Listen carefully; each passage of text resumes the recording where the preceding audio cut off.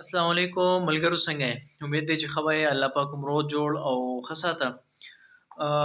داسې یو ملک په باره کې نن درسره خبره کومه چې په هغې کې د تېر شلو کالو نه په هغې کې جنګونه وي. یو داسې ځمکه چې هغوی ټول په 3 تهایي اکثریت سره هغوی په جنګ سره اموخته یي، په جنګ کې لګیا یي. د هغوی باوجود هغوی نوي نوي انوینشن کوي، نوي نوي ایکسپریمنټ کوي او نوي نوي څیزونه مخې ته راوړي.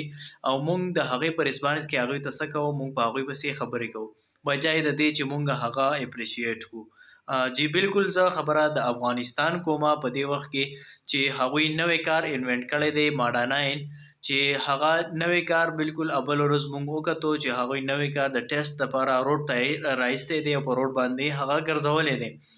د هغې سی او د انټاپ کمپنۍ چیف ایگزیکټیو افیسر محمد رضا احمدي کم چې د کمې کمپنۍ چې د ماډا 9 افغان سوپر کار جوړ کړی دی، د هغه دا وینا ده چې پر روان هفته دوو کې به موږ دا کار بالکل ریلیز کوو، موږ به دا کار روډ ته راوباسو او د دې کومه افتتاح چې ده نو موږ دا خواهش لرو چې د دې افتتاح موږ په قطر کې وکړو.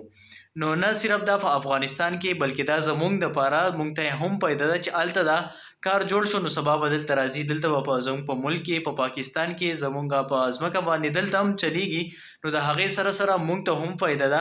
نو په دې ویډیو کې زه د افغان قوم ته سلام پیش کوم، د هغې نه بعد زه هغوی ته خراج تحسین پیش کوم چې بالکل ستاسو ډېر ښه کار دی، ډېر ښه انوینشن، کیپ اټ اپ.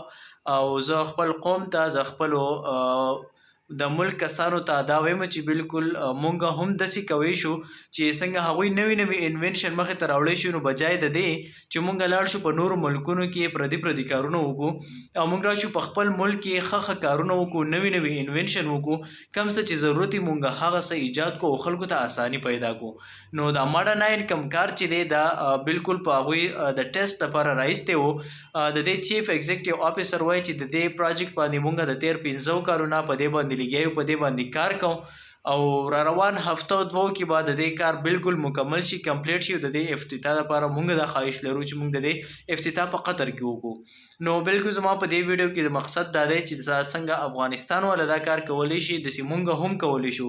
دا ایبیلیټي په مونږ کې هم شته دی چې مونږ په ځان کې دا ایبیلیټي پیدا کړو چې مونږ په خپله نوي نوي انوینشن وکړو او په هغې باندې خلکو ته اساني پیدا کړو.